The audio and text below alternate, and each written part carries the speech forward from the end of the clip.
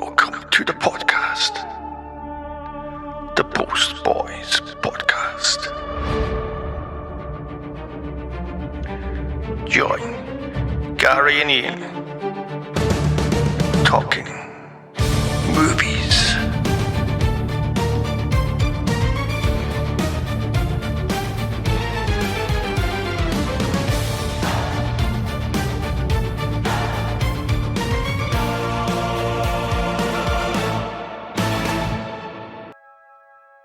Thanks. Welcome to another show.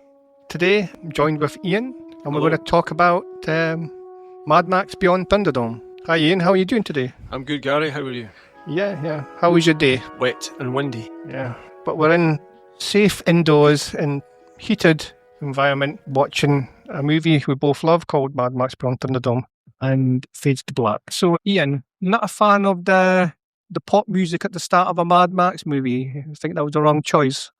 I think so. Well, it came out in 1985, so obviously it was the fashionable thing to have that. But then perhaps it doesn't make people think about it's going to be an epic film, almost like Lawrence of Arabia. Or people might be shocked by what's coming, the epic feel. Or they think, right, it's going to be a... Yeah, this movie is quite jarring in the fact that it's completely different in a way, tonally, from the second film. But because this was the last Mad Max movie for like 30 years, or 30 odd years, was it? But this was all we had, so we had to keep on going back to it. And over the years, it becomes like a personal favourite. That's kind of the way I kind of came across it as well. I have to be honest, I was disappointed after Mad Max 2, because I wanted more action in it, basically. But there's not much action in this movie. It's more of an adventure, is it? It's more of an adventure. I think it's got more emotion to it as well. Yeah. You know? I mean, it could almost be a PG, almost. Yeah, I mean, whether that was their intention, almost to make I don't mean a children's movie, but something like that, you know? Yeah, you do have the action, but then you've got this middle section, kind of almost Lord of the Flies kind of thing going on here with the kids and thing. Well, that's the thing, almost like the Lost Boys, the Peter Pan Peter Lost Boys. Pan, yeah. You don't need to kind of overthink it, because there's no adults there. Everybody's a kid at a certain age. I mean, when did the adults fuck off? How long have they been there? So, some of them should have grown up by now. So that's the thing. You don't think too much about it. Yeah. Now the movie starts, and it's just like this hairy guy with his camels gets knocked over by Bruce Spence. Now, Bruce Spence, just to cause further confusion, Bruce Spence isn't playing the gyro captain from the second movie. No, he's not playing that. Although I think people assumed, well, it was the same person. But then you feel like, well, why cast them then? Because if you're casting them, you're you know. But there's no timeline for the Mad Max universe. I mean, Mad Max 1 was its own thing. Mad Max 2 was its own thing. And then Mad Max 3 is completely different, isn't it? Yeah. So you can't really, there's no really timeline or anything. All we know is, I believe it's like 15 years after the Road Warrior or something. That's why he's got a bit of grey hair on the side of his head. Something like that. It's the Poke Clips. What do you make of the Beyond Thunderdome speak? I like it. Yeah, I think it works well. But like we've been watching this movie for like 30 years, so I know. So it becomes second nature. It's like learning a new language, is it? Yeah, I think so. Now remember I told you before about the monkey's probably the character that steals the show in this movie. Monkey is so smart, he knocks over Max's shoes so he's got something to wear off the side of his caravan when taken over by the Jedediah, the pilot. And that's the only time he aids Max in this movie as well. Some of the Mohawks here look like they're this kind of fake put on Mohawks. I know. There's kind of a bit of a band around their face to keep it on, so I know. Now, there's a scene here with a guy selling water. Kind of cracks me up all the time. Max must have an endless amount of shit in that clothes he's wearing, because there's a scene later on as well, which is quite funny. Now, Ian, this guy here with the terracotta face sticking out the back of his neck. This is Angry Anderson. Do you remember he did a song for a soap opera in the 80s. Yes, for Scott and Charlene's wedding in Neighbours. I couldn't believe it when I said, that's Andy Anderson. He's from Mad Max Beyond Thunderdome. What is he doing? Now, this fat, obese guy with the bald head. The first time I seen this, I didn't recognise this guy. I mean, I just thought he was just some fat, obese guy from Australia. I didn't know this was Frank Thring from all those Southern Sandals epics in the 50s and probably just touching the 60s, so I know. Yes, I used to think he was in loads of them, but when I look back on IMDb, I only think he was in 5 or 6 of them, so I know. I think so, because he had such a distinctive look with moustache and that kind of, almost like a Charles Laughton, but not quite a Charles. He always kind of plays a Herod or a king or a Persian leader or some sort of character, and I think he was in the Vikings I think he was the bad guy as well. Yes, yeah. In the castle in the Vikings with Kirk Douglas and Tony Curtis.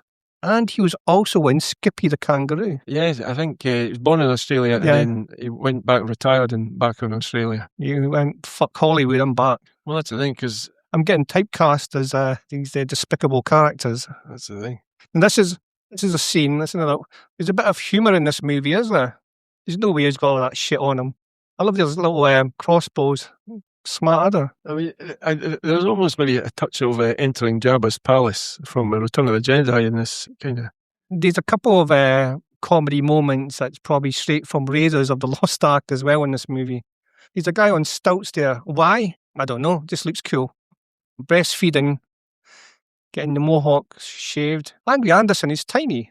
I mean, he's to be honest, he's a bit of a crappy henchman, but he is resilient. He doesn't seem to die very easily, does he? Yeah. Bruce Spence again, Dr. Dealgood. A great scene coming up here now, isn't it? There's got to be a couple of steroid muscle people in the movie as well. Well, that's the thing. Terry Gilliam's Brazil came out the same year, 1985. Now, saxophone, 85, mid-80s. Or could it be a callback to the fact that his wife had a saxophone in the first movie, remember? Yeah. Or the fact that maybe, I believe Timmy Capello from Lost Boys, the big muscle saxophone player from the Lost Boys, was actually Tina Turner's saxophone player. And I believe that's him playing that saxophone, not that guy. When you heard that Tina Turner was in the new Mad Max movie back in 85, what was your immediate response to that? Well, I think a lot of people weren't convinced, thought it was like, as I say, a stunt casting, or it was something, I think maybe this was one of the first ones, a singer in a major film, and that maybe people were dismissive of it. But no, I think she holds her own, Yeah, it's just pretty cool. I mean, it's almost like a noir movie, where a guy goes in and it's she's the kind of femme fatale, although she's running the, Thunderdome or nightclub, whatever you want to call it. Sax sounds a bit like Angel Heart there, doesn't it, Ian? Remember, this was when the film was coming out and they were doing the promos and stuff. This was the scene that By Norman showed on Film 85. It was always this scene here. Look, this guy, he's going to be doing this all the whole movie, Angry Anderson, Iron Bar. He gets beat up easy, but then he just keeps on coming back. He's a bit pissed. Yeah, like I said, that not even a technical Oscar nomination for this, And then if people think, well, Mad Max shouldn't get, well, I did some research, and Lady Hawk and Rambo 2 both got Oscar nominations for sound or sound editing. Yeah. So, like I say, I think, Brazil got maybe production design nomination. So maybe people thought we've already had one kind of science-ish film to nominate, so we're not going to nominate. The soundtrack to that. Now, I love Alan Parsons' project. I was going to say Alan Partridge. Alan Parsons' project. I love Alan Parsons, but that score did not fit a medieval style fantasy movie. Well, but that was the 80s, was it? Well, that's the thing. I think, I'm glad. I think that's what made me really love this film, was the Maurice Jarre score. But it was that motif. You've got the fanfare and then you've got this motif. And I think it's called I Ain't Captain Walker. And it's that little motif you keep hearing throughout. Yeah. And I think that's why I really, really like the film. So here we've got the underworld of Bartertown with all the pigs. And then we see our first glimpse of Master Blaster. Do you remember the actor's name, Master? I remember. I can't. Mine's name slipped my mind, but he was well in his 70s when he did this movie. I think he passed away. And was it 90 or 91? Yeah, it was just a handful of years after. And but he's well known for he was in that controversial movie, Freaks. Freaks, yes. Yeah, in the 30s and stuff. I remember when there's a younger version of him in that movie. I'll get a job there as well. Yeah, that was it. Blaster. It was a guy. Was it Paul Larson? And he was a 6'8" plumber. Yeah, Yeah. So he's the body. Okay. And I think it was a young Downs actor that portrays once he takes his helmet off. So did the switcheroo then? Eh? Yeah, they did a fake body. Now, what about this actor, the pig killer? Oh yeah, yeah. His name's Peter Grubb. But I remember him because in the 80s, my mum and my sister watched every Australian soap opera there was. Sullivan's, Neighbours, Sons and Daughters, the whole lot of the fuck. And Peter Grubb was in the Flying Doctors. All right. That guy. Because I think most people think that if you're not in Neighbours, you must be in Home and Away. But other ones like the Flying Doctors, yeah. Sullivan's, Sons and Daughters. He's Blackfinger. No, there he is. He's under the car. Now, I'm going to pick up on something because I just watched this recently. Master kind of talks in this truncated short speak. You pedestrian, you get out way now, kind of thing. No. But when he loses Blaster, he starts talking normally, like normal. Well, that's the thing. Whether that's intentional or it's just the script just thought, we can't have you speaking throughout the film like that. Maybe he was bringing something to the character. Maybe because he was doing it in a condescending way because he's on top of Blaster, and I could talk down to people and treat people like a condescending, up yours kind of way, kind of thing. Like there he is, there, truncated. You don't know if those scenes were filmed first, and if those are filmed first, you're then tied into that kind of language, that kind of truncated. But you pick up a lot of things because he ends up having a little suit, a little tailored suit at the end of the movie. Where the fuck did he get that? Unless that was from his previous life before he came there. Maybe he kept it in the back of that train, and then when they stole the train, spoilers ahead, when he stole the train, he says, "Oh, that's my secret stash of clothes is in the back of the train," kind of thing. Maybe that's it.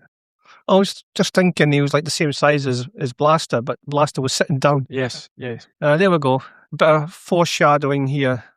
Blaster's one weakness, high-pitched sounds. You see Master is like lying with his legs, like kind of panning away. Yeah. Look at oh my God. So this is pop culture. 2 men enter, 1 man leaves. Have a good time before you're shoveling shit the next morning. Yeah, it almost sounds like Lawrence of Arabia. I was watching a movie. I had the Maurice Jarre soundtrack, and these composers kind of plagiarise themselves with little cues and stuff. And there was a little bit of Mad Max in one of the scores I was listening to. I don't think you have to book a seat there. This guy's got many talents. It's almost like a cultist religious service, is it? Yeah. Yeah, I'm going to get a clip of that. Dialogue, dying times here. Dying times here. Well, that's you could have had a film where it was almost like Gladiator, and it's all set in the Thunderdome. Yeah, but that's not what the film is. The film's going to, Well, it's beyond Thunderdome. Where's the kid? He doesn't get to watch. No, I don't think so. And like the bungee cords, that was the first time I seen this kind of thing at the time. I was like, what the hell? Instead when you do the production design that you try to, I suppose, don't make it look as if you just went to the DIY store and bought something. You either have to add something to it or dirty it up so it doesn't just look like, I'm sure you've seen films and I've seen films where it's like, that just looks as if it's just come sit off the shelf and it's been used for either a piece of technology or a design thing or whatever. Yeah, something like Roger Corman produced. Yes. But it's better when it has a kind of lived-in look to it, kind of like it's like dated. It's probably been used for like the last 10 years or something. Kind of like Alien, the start of Alien, when you've seen the ship and stuff, and you see like a mug of coffee still sitting there and stuff, and it's got that kind of lived-in kind of look about it. So I know it's not that clean Star Wars feel. Everything's spotless. That Blaster's just toying with him. This is probably the equivalent of a Mike Tyson fight in the 80s, I know. Like a 1-round fight. Auntie's thinking, oh, well, another one bites the dust. Oh, come on, at least fill the chainsaw up. And then there's a good cue for Maurice Jarre when he gets the whistle. His one weakness. He talks normal now. Yeah. This town's finished. We've only just begun. What's the true definition of gulag? I thought Gulag was like labour camp or something like that. So nothing like this movie then. No, unless they just like the name. But I think most people would know what a gulag was. Auntie's Choice, Hard Labour, just about, but gulag. Or unless, was it gulag or was it? It was gulag. One's forfeit good. That seems quite an easy one. He got his goods stolen anyway, did he? Pretty sure that's a kind of studio scene. That looks like it was shot as like a pickup shot done in the studio. Unless it was to signify the sun's coming up. You know what I like about films from this time? Colours pop. Movies now just look drab and grey and flat with the digital cameras.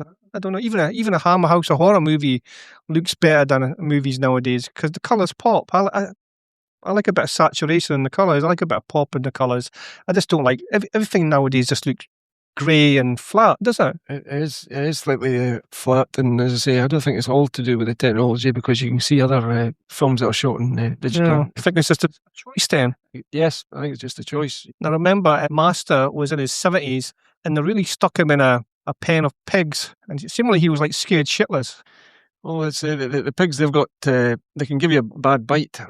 So this monkey does this all the time. He saves Max. So like Max had a dog in the second one, and he's got a monkey in this one. That headpiece kind of looks like remember in Scarface where just before the shootout, there's a comedian had a funny face on before everybody gets shot in Scarface. It kind of reminds me of that kind of thing. Or it looks like there's the heads in the Doctor Who episode. Is it Terror of the Autons? And they've got these big plastic heads. Who was the Doctor? That would be John Pertwee. Oh, okay. And that's what that head looks like, a wee bit like that. That was that before Tom Baker? Yes. Yeah, that would be, what would that be? 70 to 73, roughly. Or 74. I used to think quicksand was quite... I mean, you used to see it all the time in movies this time, but we don't see it anymore, quicksand, is it? Well, that's the thing, down to the scriptwriter. Yeah, well, that was a jump scare with the monkey. Monkey magic. Yeah, I used to give up. I gave up my boxing lessons to stay home on a Friday to watch Monkey Magic. Have you played that? There's a computer game called Black Myth Wukong. It's the story of... Well, no, it's not quite a monkey, but it's a person who's mistaken for a monkey. Look at the shots here. This is David Lean type cinematography going on here. Yep. Obviously, genre films back then, now, Film Academy is a wee bit more understanding that, just because something's science fiction doesn't mean it can't be nominated or, it's got good, What was that? 84, the previous year, was that Amadeus or was that the year before that? Was that the year before? I think in 1980, what was it, 1985? All the films that came out. Well, I know 1985, the year that the Mad Max came out, they had Cocoon. Back to the Future was released like 2 weeks before Mad Max. Red Sonja was about the same time. I mean, 1985, you had Breakfast Club and St. Elmo's Fire coming out in the same year. And you know how some years are major film movies and like people say 77 or 79 and I'd say 85 is up there as well. Commando 85, was it? Was Commando 85? Might have been. Rambo 85? Rocky 4? Rocky 4. And obviously if Rambo Part 2 got nominated for... Best Actor. I think it was Best Sound Editing. So that must have come out... so you had Rocky 4 and Rambo Part 2 all out in the year before. I think that's a bit of a map painting there. Something you can tell that now, map painted. Savannah Nix is the character, and that was... is it Helen Boody? Okay, and what else has she done? I don't think she's... I think she's done theatre and bits and pieces. I don't think... or mostly Australian. Kind of looks similar to somebody else, but I just can't... Yeah, that almost sounds like a touch of the... What's the... Ewok type stuff. Ewok, what's the music by... what's it called? Terrence Malick. Badlands. That almost sounds like that Badlands. It says, I don't think, in all the Mad Max films, I don't think I've seen any native peoples. Because it's definitely made in Australia, and I don't think there's any Aboriginal characters at all, I don't think. Yeah, it's a bit racist. It's once again, it's a choice, or people are casting and they don't give it a second thought. That's the thing, So there's nothing like that even in the first one, and that was kind of pre-Poxy Clips. And then the second one was after Poxy Clips. Well, that's the thing, because you start with that kind of didgeridoo, and you think, well, but that's the creative choices, or that's just the way it goes. What's with the one shoulder pad style? He's always like one shoulder pad, and the other one doesn't have it.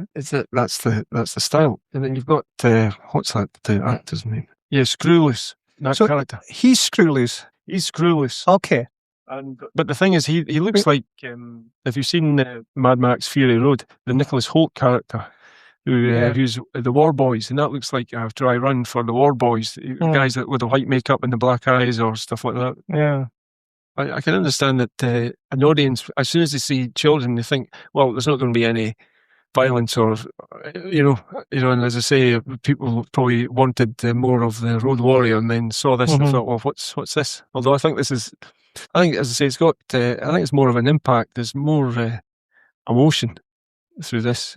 Yeah, probably helped by the score as well. There's a bit of emotion in the score. It's the score, and also melancholy is a bit, as I say, he's a. Now, Max gets a makeover. So he's got a haircut like Captain Walker now. He's got the Captain Walker haircut. This is the green place. This is where Max was trying to find in Fury Road, the green place. Would have been better to stay in there. I'll be out of there. God, I used to have one of them as well. Viewfinder. All these kids are kind of at the same age. Was the plane full of pregnant women or something? Once again, I don't think you give it too much No. thought. You just... That's, yeah. Well, obviously, the reason why there's two directors is obviously because George Miller lost his friend Byron Kennedy while he was shooting for locations. I think he died in a helicopter accident. And I don't think, obviously, he wasn't really in the mood to make this movie at that time because of what happened to Byron. And I believe that's how they brought in that George Ogilvy to shoot these scenes. So when George comes back, he's like, what the fuck have you done with my movie? Well, that's the thing. Unless you got the original script to see, well, what exactly it was going to be like, or perhaps that tragic event changed the script to say, well, no, wait a minute, I'm going to make it a bit more positive, not as violent. But then I don't think apart from the first one, I don't think it's violent. I think, I can't remember. Is it the second one? That's a 15, is it? No, it's an 18. But there's a bit more kind of rape and pillaging and stuff in that one. That's it. Now, how the fuck did he get on the top of this thing? Or was it like a ladder up there or something? Or that's a fucking amazing shot, isn't it? It's a good shot, and let's say that. Look at this. I mean, the cinematography is just on another level here. So I'll just have to see between the second Mad Max movie and this, what did Dean Semler do in between? I don't know if you're doing Peter Weir stuff or something, maybe. So, I mean, that's one of the things you can say about Australian cinema is some of the cinematography is absolutely fantastic. But then nobody thinks almost all the Mad Max films are almost chase movies. But nobody thinks that's a bad thing. It usually ends with them being chased. Well, like Mad Max Mad Max Fury Road is a chase movie going one way, and then they come back the other way. It's like, what the fuck? And that was the big surprise. We'll just go back the way. But then it's not boring to think, well, wait a minute, that the second one is just a chase to the compound, and then from the compound another chase, and then this is another chase but on a train. Yeah, there's Max with his monkey. No, I think it's definitely the music. I think it's that musical motif that I Ain't Captain Walker. I think that's probably what drew me, because you're watching it and then all of a sudden you hear this motif again and again and again, and you think, oh, invested. And obviously, like when you're watching this movie at home on video, you're watching it in pan and scan, so you're losing. I mean, this is in real widescreen. This is like the black bars are a bit bigger than the normal aspect ratio. So. And let's say it holds up. It doesn't look, as I say, it's like an 80s idea of what the future would look. It genuinely looks, it holds up. Look at the monkey. So Slake's been carrying that thing. He didn't know it was a gun. He not figured it out. And it was loaded as well. Well, almost loaded. He was carrying the bullets. Surely he could have figured that out. Yeah, I think so. He's doing it. Boom. See, I told you get carried away and you watch the movie. That's the thing. You forget. I just don't think people nowadays have the attention span to sit through a movie like this. So it's got to be action from the beginning. It's got to be follow the formula. Well, I think that you're absolutely right. I think that thing about you have action all the way and nobody gets bored, but then you need a No, but you do breather. get bored because it becomes boring, because it gets tedious, because you've just the same action getting repeated over and over. So I know. Well, that's the thing. And you need to kind of up the ante. Probably like another Mel Gibson movie, which I think it's probably well paced, and is Lethal Weapon. Yeah. It starts off, it's a slow build, increases the ante, and then you've got that explosive climax at the end. And that, I mean, they would probably have to have a big action set piece at the beginning of the movie just to hold people, but it just starts with Mel Gibson having Russian roulette at the start in his caravan. So, but Well, that's the thing. You need to let some scenes breathe. You know. But then I think sometimes with the action films, you know, they reach a sweet spot, and maybe the 80s, you know, maybe the 80s going into the 90s, maybe that is the sweet spot, you know, because they started to know what they were doing. In the 70s, there's probably too much talking, not enough action. And then maybe the 80s is just the sweet spot with enough talking, enough action. And then it goes over into almost being parody in the 90s and stuff like that, where, you know, it's like everybody talked about the Top Gun Maverick. It was almost like a return to the 80s. It's like, yeah, you just had action and there was the bit of the story. There wasn't any side plot or whatever. It was just, you know. it's a pretty simplistic story, you know. Yeah, and you feel like, well, why can't you just make films like that now? Just straightforward, like Raiders of the Lost Ark. You don't need... You like Maverick? That was good. I like that one. Yeah. I mean, people always talk about Raiders of the Lost Ark to look for the story and action, and you think that moves along, you know, there's no need to have... Probably First Blood is a kind of movie, kind of after the first 10 minutes, it just kicks in, and then it's pretty much one big long action set piece, practically, is it? But that, and then probably Commando after that. It was just that kind of up ante, didn't it? Mind you, when I'll tell you about a nostalgic story. Do you remember JK Video? Yes. Okay. Well, my dad, because he had the carpet shop across the road from JK Video. And him and mum and dad were going out on a Saturday night, and he comes in with two JK video rentals, and I was going, oh shit, what's he got now? Because my dad's useless at picking films. He'll pick some crap, like a TV movie or some shit. So I know. So I was like, oh, trepidation. And then I looked at the cases, and I went, Commando, Cobra. You got Commando and Cobra both on the same night on a Saturday. I was like, fucking brilliant. So I know. So I stayed in and watched both films, and I watched them again the next day. It was brilliant. So I know. But when I watched them, I made the mistake of watching Commando before Cobra. I should have watched Cobra before Commando. Yeah. But looking back now, Commando hasn't aged well. I mean, Cobra kind of looks more stylish. It kind of looks a bit more glossy.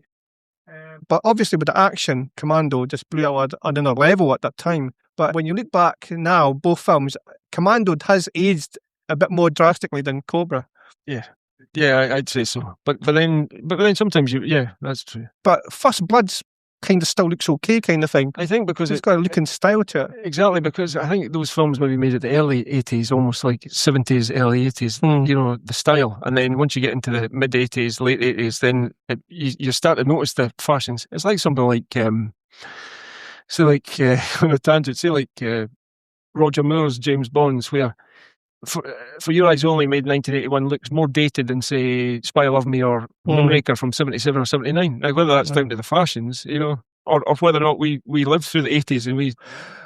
Yeah, one of those Bond movies didn't have a John Barry score at the time, and it sounded really dated, kind of thing. Yeah, well... What one was that? Well, you had the Marvin Hamlish did Spy Love Me, and there's that... he did that Bond 77, you know, the kind of the disco kind of thing.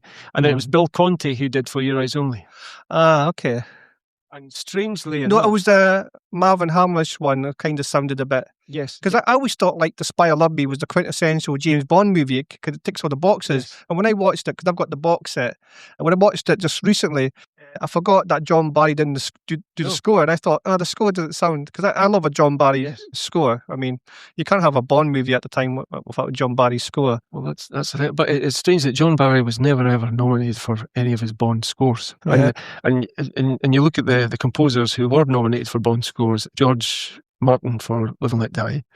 To be honest with you, the orchestration score, apart from the song, the orchestration's just shit. And then you've got Marvin Hamlish for Spy Love Me, and then then you have Bill Conte for Your Eyes Only. So at the time John Barry didn't do them, everybody else got nominated, and he never was ever nominated for a Bond song or for a Bond soundtrack. Nothing's worse than Never Say Never Again. Yes. That score has to be the worst score ever. Never Say Never Again. But the thing is, they didn't have the rights for the Bond themes or anything. Yeah, Kevin. Man. How many times did they have to redo Thunderball? Come on, man. The thingy white thing that. So he had Spectre, and that's the reason why they couldn't have Spectre from because there was the legal wrangle, and then Barbara Broccoli got and Michael G. Wilson got the rights back. I think was it Kevin McClory? I think he ended up selling the rights back to them, and now the Bond producers, they can have Blofeld and have Spectre, because in that script, that Thunderball script that eventually became the book, I think Ian Fleming worked on that, and that's why there was a court case. I think that it hastened his illness, hastened his death, because he went to the court case about that. Yeah. And then the rights were rented that he could make a competing James Bond, but only Thunderball idea. So that's why he had Never Say Never Again. And even before that, was it Sean Connery? Was it Warhead? They wanted to make it was going to be called in 1977. It was going to be, Okay, back to Mad Max Beyond Thunderdome, Big Pig Killer. Now we're coming up to the big climax. No, you see, Pig Killer's got his wedding ring on, whether that's intentional or unintentional. Now look at this. This guy's got a muscly arm, and Andrew Anderson's got no muscle at all. There's no way this guy could hold his own. Well, I don't know. Have you heard about the different kind of strengths? You've got strengths. You've got like gym strength, street strength, farm strength, all this sort of stuff. And you've got people who have a gym strength, but not, say, a street strength, or like a farm strength. So there's people who you think, well, just look at some rugby players to say, well, that guy's strong, but he doesn't look strong. But he's not very muscly. Kind of like Bennett in Commando. Yes. Yeah. Because everybody's all oiled up, and you don't realise that there's some women as those guards.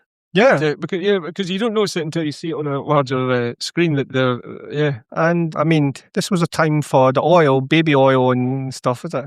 Everybody was oiled up. Those bullets would have ricocheted, I think, maybe. But you're right, it is a kind of strange film. It is like a 15 and a PG put together, and it's like, well, is it like a Goonies or a Temple of Doom, or is it like a Mad Max? Almost seems Goonies. But then you don't know whether or not his intention was to make a fourth one. You just don't know. I think at the time I read that the last thing he wanted to do was a Mad Max movie at the time after this one. I think pretty much at that time, I remember reading a report in one of the papers or magazines or something. I mean, I think Mel Gibson was kind of full-on, pretty much alcoholic by that time. So I know, he said that this film drove himself to drink, but I think he had a few drinks before that. When you set out to make that movie, you've got, are you just going to make an entertaining film, or is it got, now we talk about, is it going to be an overreaching art? Are you going to make 4 of them, or is there going to be a payoff? I think this was meant to be the end, and then there was so much rumour for like 10 years before Fury Road about the sequel, and I think that there was a guy, Brendan McCarthy or something, and he wrote one of the magazines, like, was it 2000 AD or something, and he had the concept. I think he came up with the concept of Fury Road kind of thing. There we go. See, I don't think I remember seeing at the start a train track or any indication that there was a track there. They're kind of limited to go in one direction, isn't they? But you just buy into it. You just think, Well, it's kind of be part of a track somewhere. I mean, boom. Yeah. It's not hot chocolate, by the way. So like Master, he was like an evil prick at the start. He's everybody's friend. Yeah, because as I say, the final 15 minutes, it almost like a kid's movie, like an ambling kind of thing. Well, obviously. Yeah. So like this is almost like a Bond layer. They take away the train and the whole place falls apart. But then I think the idea that that was as integral to the methane. Yeah, it must be doing something in the greater scheme of things. But it's like watching a Bond movie. Like James Bond knocks over a Bunsen burner, and then 5 seconds later, the whole place, everybody's running about daft. The place is going to self-destruct in 10 minutes or something. It was a bit like, was it License to Kill, where he just throws over and it starts? That's how it just knocks over a Bunsen burner. Everybody's running about daft. Benicio del Toro. Very young Benicio del Toro in that one. But I suppose the reason that the second one is such a chase in the tanker, they must have thought, right, we can't do a tanker. So what else can we go? Well, a train. The train. And then they had the gyro captain, so they changed it to a plane. So like, just the train leaves, one train leaves, and everybody goes to shit. Watch Blackfinger's face here. What? All these vehicles, they only used them at the end of the movie. Well, see, that's the thing. A lot of the stuff, as you say, it looked as if it was inside a sound stage where the first one you were out in the open all the time. Yeah. Although that scene does look like it could have come from Fury Road. Well, yeah. Although I think Fury Road was filmed in Namibia, Namibia in Africa. So look, there's like he's in a suit with a bowler hat and everything. No, I think, as I say, that's an indication of his previous life. Yeah, I think he had that stashed in the back of that train. Remember, he was naked and a bunch of pigs a few minutes ago. But it's these little things you don't realise until, say, like you've read the novelisation, and then, it's like, was it the novelisation of... Alan Dean Foster novelisation of a movie. Well, was it the novelisation of A Spy Love Me that actually gave Jaws his name? Yeah? Yeah. There's no way that record would play. Look at the state of it. That's open to all sorts of possibilities about what you're going to put as the sound. Mm-hmm. This is a great scene here. Look at him. There's no way he can keep up with the cars. Did that kid have the binoculars the other way around or something? But then I would say Mad Max is one of those films, a bit like Blade Runner and, say, Brazil, that have set this kind of standard for what people think of as a futuristic city. And Mad Max is one of the other ones when we think of like a post-apocalyptic, Yeah, I think Brazil's very Orwellian, and I think we're probably heading that direction the way things are going at the moment. But yeah, that's the thing that it's like, if you look at all the science fiction before Star Wars and Alien, you look at Logan's Run. It's all going to be clean. It's only going to be there's a little bit in Soylent Green, and then Star Wars comes out and Alien blows everything out the water, and then Blade Runner comes, and Blade Runner, and then maybe Mad Max, and then The Matrix, and then, as I say, we need another film to be produced that gives us a different iconography of the future, because at the moment it is a mixture of, as you say, Blade Runner, a bit of Orwell, a bit of 12 Monkeys, a bit of Brazil, all mixed together. I think apart from The Matrix, I haven't seen a film recently that you think, oh my God, I haven't seen anything like that, science fiction wise. Yeah. Here's another example of the resilience of Iron Bar. He just cannot die. He's not very effective, but he just can't die. Have you seen Furiosa? Yeah. I haven't seen that one. I went to the cinema to see Fury Road. What's I've that? got it. Yeah. You can have a watch of it. I'll give you a shot of it if you want. Oh no, I've got it. You've got it. You haven't watched it. Okay. It looked like a bit CG. Too much blue screen. Yeah. I just look at this. There's no green screen here or anything. No, but too much CGI in it, and even they kind of made a big thing about George going back to the roots and doing it old school. But there's still some CGI obviously in Fury Road as well, especially the 3D effects with that fucking guitar thing come flying. Boy, come on, man. Now, there's no way he could get out of the car and jump on the back of the train, but this guy's got a hard life, is he? Blackfinger. Look at him. He always kind of reminds me of Robert Will, the kind of the comic relief character, so I know. I don't know how they did this scene with Iron Bar. Did they shoot it slow and speed it up or something? Because he's just missing these posts by millimeters. The stunt guy. Unless they're made out of cardboard tubes, I think that's probably what it is. Okay. Look at this. This is homage to second one. It's got to be a good flip. Now, there's nothing in the foreground, but then where did this come from? Yeah, I think they're made out of plastic or cardboard. This is almost comical, is it? Now, okay, he's fallen. He's been blown up. He's fallen, whatever, but he still pops up later on as well. We're going to count to 3, and here we go. Now, this kid's got no loyalty to his father at all. He was away to fuck off in that plane. If he got his way, Victorian-style helmet from Africa or something, isn't it? Yeah, a pith helmet, I think. Although I think it's a woman's pith helmet, because I think those ones would have the veil at the back. I think the men's pith helmet, unless it was specifically designed for the film. He's reading the holiday manual or something. I think that what's the actor's name again? Bruce Spence. Yeah, I think he's been in Star Wars, Lord of Yeah. the Rings, and was it Matrix as well? I think. Yeah. I think The Matrix was shot in Australia or something, was it? I think it was in. Was it Revenge of the Dark Sith? City, he was in that as well. It just might save your life. He's like a cross between James Fox and Michael Crawford. Look, the kid's away off with himself. This guy's got no loyalty. There's no way all those people is going to get in that plane. A few pots aren't going to do it. Oh, I forgot to pick up earlier on while they're in Battertown still with the kids. There's a scene where Max chases Blackfinger around the bend, and then 5 seconds later, Max is running back round the same way, getting chased by 20 people. That's a gag from Raiders. I think Raiders did that first, did they? Raiders of the Lost Ark. Or it was Star Wars as Oh, well. Yeah, Star Wars. Oh, Star Wars, that's what it was. Yeah, Star Wars. Well, it's going to be not enough runway if you just keep on talking about it. Auntie's a real take charge. She likes to drive herself. As you say, the peaceful life was never going to be for Max anyway. And as I say, as a loner and one of these ones where it's, you make the sacrifice. If anybody's going to make a sacrifice, he's going to do it to say, well, you know what? I've lived on my own for this long. Yeah, no, this kid's probably annoyed him. Look, it's Iron Bar again. Told you, he's resilient. It's almost like Mad Max is just a handed down tale. Yes. Yeah. Spoken by people, so I know. That's why it doesn't really make much sense in a timeline, basically. Yeah, maybe that's the reason why, you end it there to say, he's out there and it looks like it's the start of the civilization coming back. He'd rather be on his own. Yeah. I soldier. Yeah. See with the shots of, was it Sydney? Sydney, is it? Sydney. All done by miniatures and stuff. Well, it still looks okay. Yeah, I think, as I say, if you film it, I think that's one of the hardest things to do, miniaturize water or fire. No, you can't. Anything like that, you can... Well, you see like the miniatures for Blade Runner, for like the big like pyramidal buildings at the start and stuff. Miniatures, they're actually bigger than people. They made them so big and intricate that the bigger the miniatures, the better they look on film. Now they got off to probably the ruins of Sydney. Yes. Wouldn't that be a worse place? Because I'm pretty sure there must have been like scavengers and people kind of hanging about there. Marauders and...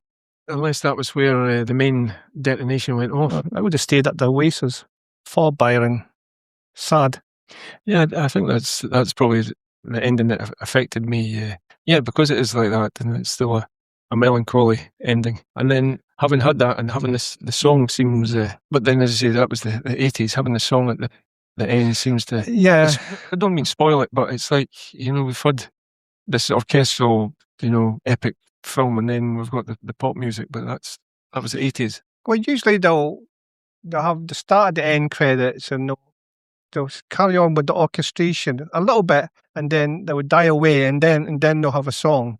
But that's the thing, because it starts off being the 80s, and then you watch the film, and it could be any time between the 70s and now, and then it comes back. You think it reminds you, oh yeah, you're in the 80s. You just watched an 80s film. Yeah, I mean, if you're watching a really early 80s movie, 81 or something, it still has the residue of 70s all over it. It wasn't until maybe mid-80s that it started to look like an 80s movie, sort of, By the time you get to like 89, we get Roadhouse, and that's quintessentially the cheesiest 80s movie of all time, kind of thing. But having said that, I remember having not seen the film, seen the video for We Don't Need to... And it had the clips of the film, and sometimes you'll see a music video and you hope that the film is as impactful as the clips they've used in the video, and that's not always the case. Yeah. And I think it was just as impactful in the video when you see the scenes, because there's other ones like Batman. Was it Batman Forever? The Thrill Me, Kiss Me by U2. And you see the clips, and you see the U2 song, and you think, oh, this is going to be great in the film, and it's kind of played for laughs in films and stuff. Yeah. Yeah, it was kind of, after the first two Batman movies, it kind of took a nosedive after that, did it? So, mind you, I don't know, Joel Schumacher's a bit flamboyant, sort of, I know, his style. I mean, the Lost Boys, that cinematography, that's brilliant. I think that was somebody Chapman or something that did the cinematography in that. I think he did the Taxi Driver, I believe. Did he? Yeah. I think the Taxi Driver. Chapman, I think it is. Somebody Chapman.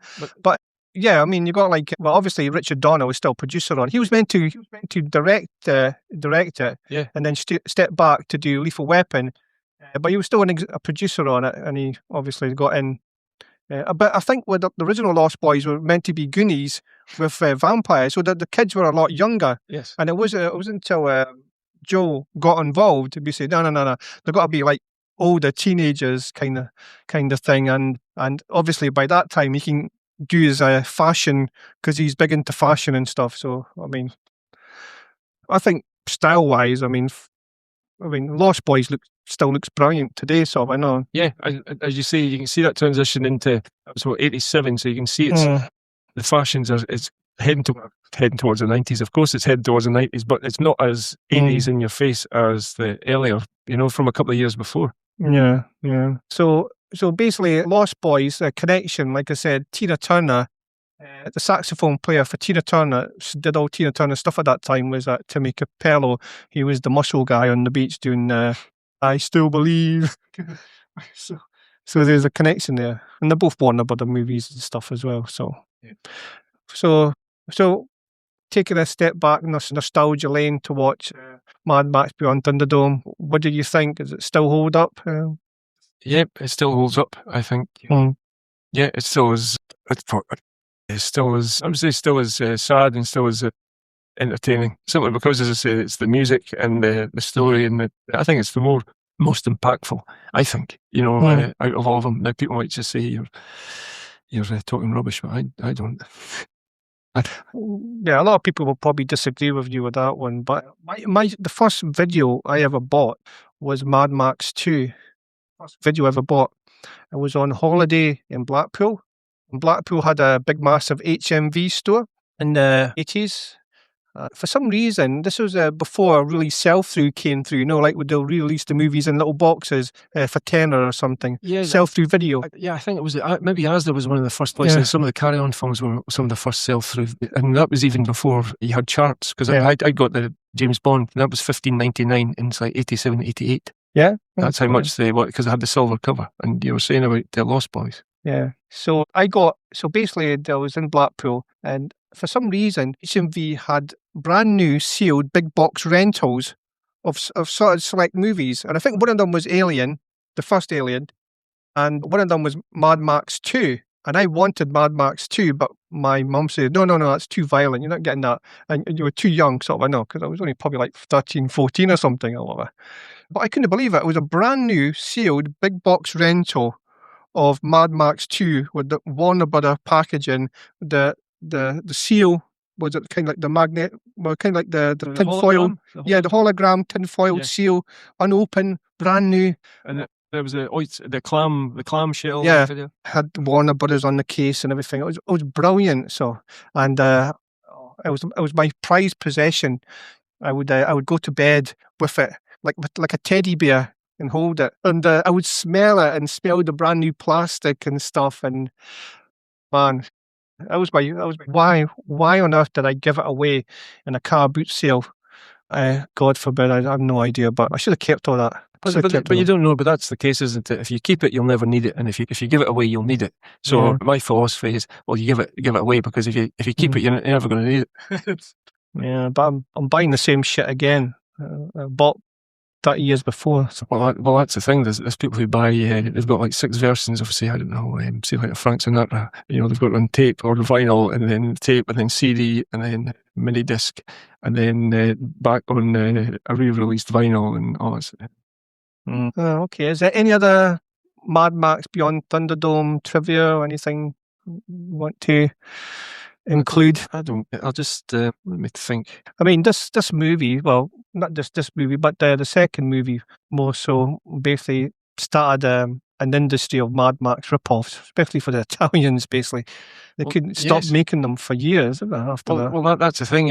It's like if you've got like a sandy quarry, and you've got some sort of vehicles you can kind of, spruce up. So you're either going to go too science fiction, too 50s science fiction, or too basic. You need that sweet spot. But of course, you can't make things on the cheap. No. You've got, it wasn't, not Screamers. What was the one in the 80s? It was not Trancers or something like, as you say, they've had, plenty of Mad Max, rip-offs. Cherry 2000? Yeah, it's something. China? That was the one with Melanie Griffiths. But that was a bit of a Mad Max above. But there's loads of Italian schlock, which I love watching because it's just so crap. It's brilliant. So I know. I think there was a one with Bruce Dern as a hippie. Yeah. From the 80s, which was kind of like a Mad Max thing. Well, but then also they went into the kind of science fiction aspect. Not science fiction. An alien. What was it? Ice Pirates? Was that? Oh, Ice Pirates with was it Robert Urich or something? Was that? Did it have Molly Ringwald in Ice Pirates? She was in. No, she wasn't in Ice Pirates. She was in the other one. And let me think about this one. The other one she plays this annoying little kid in it. So I know. And he's a kind of Mad Max guy. What was it called? I watched it like a year ago and I can't remember what it was. Let me just go on. Because you've got all these films where there is Mad Max rip-off, but they're basically Mad Max on a different planet rather than it being on Earth, which then maybe brings in aliens, because as I say, Mad Max has never had any aliens. He had maybe mutations and stuff like that, but not. I could have sworn it was Ice Pirates, obviously not, or it's something similar anyway. No, you're right. But as I say, all that kind of in the 80s mixes together, that kind of sword and sorcery mixed with a bit of Mad Max, mixed with a bit of Leftovers, Star Wars, mixed with a wee bit of Alien, all mixed together. Well, let me just check here, because it's got everything here but it. Unless it's had a different name, because you'll see some films come out. Space Hunter. Adventures in something. Where is it? It's Adventures in the Forbidden Zone. Space Hunter. I forgot to add into a bit of Indiana Jones as well, a bit of mix, We've got Molly Ringwald, we've got Peter Strauss, he was Yes. Michael Ironside as Overdog, Ernie Hudson. So there's a few people in there. But I remember she just plays like a whiny, annoying kid in it. Yeah, that's it, yeah. I think, as I say, there's the actress who isn't, there was the Ice Pirates who, I'm sure she had red hair as well, maybe that's who I'm thinking of. Ice Pirates from 1984. Ron Perlman was in it. Ron Perlman. Yeah. Looking like Ron Perlman. He hasn't changed. So you got Robert Urich, Angelica Houston. Wow. Mary Crosby. So there was no young, unless it's a younger girl, a sidekick. Unless I'm getting confused. Maybe that was it. Maybe that was the... Mary Crosby. Maybe she was in Dallas, was she not? You know what? Maybe that's it. I'm confusing Ice Pirates and... Adventures in the Forbidden Zone mixed together, thinking it's the same thing. That can't be a real picture. Is it Bruce Varick? Well, wasn't that? Yes. Looks like one of the monsters from House. He's John Matuszak. That's him that played Sloth in The Goonies. All right, yes. He was an American footballer. Yeah, he died quite young. Yes. John Carradine. But he was in anything, was he? Well, that's the thing. You see, as you say, whether it's what was popular, if you look at the Sword and Sorcery, you had the Conans, but then you had the Slayers and the Krulls and all that sort of, Deathstalker, Atar, Beastmaster. I like Beastmaster, only because Tanya Roberts was a... and a lot of these films, people say, they're rubbish, but there'll be something in it, some production design or cinematography that really stands out. Was Beastmaster the one that had Rip Torn in it as the bad guy? And the baddies who were almost like bats who came, who went like that, and they digested you, and then went like that, there's old bones. I remember my dad took me to see Beastmaster. I saw Beastmaster in Arbroath. I seen it at Arbroath as well, at the Palace. Yes, I saw Raiders there, and I always remember when you went upstairs to the balcony, they had the huge posters above the front door. And there was always the poster I was fascinated by, but didn't see. It was Q, the serpent, the flying serpent. Winged serpent? Yes. Oh, look, this is my dad took me to see this movie at the cinema in 1983, Metal Storm, The Destruction of Jared Sin. It was in 3D. It was absolutely shit. Worst film. Well, not even the worst film. What's the least filmic film you've seen in the cinema? Do you think, did that film even get a cinema release? Because you think... I think we had to go to Dundee Seagate to see that. Remember the cinema at Dundee Seagate? Oh, yeah, ABC. Or no, it was the Canon, wasn't it? Then the ABC. And then it was Canon later on, so I know. But and then there was the one opposite the Wellgate, which was the King's. I went to see Empire Strikes Back, and then obviously the Victoria. And Victoria Road. Victoria Road. It goes up the hill a bit. Yeah. Yeah, I saw those posters there. I seen before. I think the last film I seen there was The Abyss. Because you remember, when films were released, they weren't at every cinema. Yes, you had to find where, because basically the only cinema The Abyss was at when it came out was that cinema at Victoria. You're quite right. That every time I was in the back of the car with my mum and dad. Every time we drove through Broughty Ferry, you had to look at the Regal to see what poster was. I remember going there to see Dune once again. You know, if you're expecting Star Wars and you go and see Dune, David Lynch's Dune, it's like wait a minute here.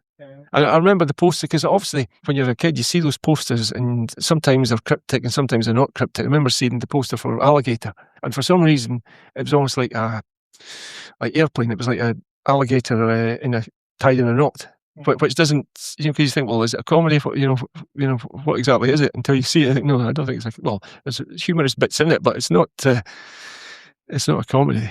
Well, there's that. I remember, sometimes when you're a kid, you'll see a poster or you see an album cover and you don't know what it is. And I remember seeing I think it was the poster for the Sorcerer, the William Friedkin. And then, I've got a Sorcerer, yeah. But not realising what it was, trying to get my head around it. Was it an Indiana Jones thing? What exactly was it? Because you saw, and it's got Sorcerer, so has it got magic in it? Because the truck was on that kind of bridge, and for years I didn't realise what it. How sometimes you have this impression of what a film is by the poster, and then years later you realise, oh no, that's not what. Sometimes it's better in your imagination to think. You make up stories because you just see the poster. Look, I had Spookies released on Palace. Look at the cover art for that. It looks brilliant. So, Palace was, I loved Palace at the day. Yes. Palace video. Right. I had that video, Palace Spookies. The movie will put you to sleep. It's got some good bits in it, but it's very sleep inducing. Well, you'll know when something popular came out, they then tried to do a kind of, not a cash in, they would take an old film and then they would redesign the cover and make it shit. I remember there was the famous E.T. poster about the finger, and then I think they redid some cheap 70s space horror movie, and they made it looked like the E.T. finger but had it fur and claws. And I think that was to probably get people to say this, and it's got nothing, as I say, it was just a cash in. I don't know why movie companies do that when the original cover art was fine or even great at the time, but when they release it on Blu-ray or on 4K, they'll change the cover and just have a couple of photos on it of 2 character members in it or something, and that's it. And it looks like fucking naff. Well, you see, I mean, every couple of years they'll re-release, or a classic book will have a different cover. Yeah, I just love the style of that was a big industry in the 80s, the cover art. Obviously, it doesn't really mean anything now with streaming, but cover art was a major part of the rental scene and stuff. And we've been bit so many times by picking a movie that looked great, yes, because of the cover art, and it was completely naff. Well, they would have the videos. Sometimes they would give you the videos, and then other times you would take the videos and then it would just be a generic, grey, if it's a cherry video or whatever it was. Yeah, cherry video, yeah. I used to go to I&N Video and pick up X rentals. Yeah. I don't know who the state of the videos. I don't know. They must have been put through the ringer. They were awful. Well, I don't know if it happened. Did you ever rent a video over Christmas and then you got an extra day? But particularly if the shop didn't have a large enough letterbox, you couldn't post the video back. But you think, great, yeah, I've got an extra day to watch Ghostbusters or whatever it was. Brilliant. Okay, anything else? No, okay, we'll give it a wrap then. Well, thanks for joining us then.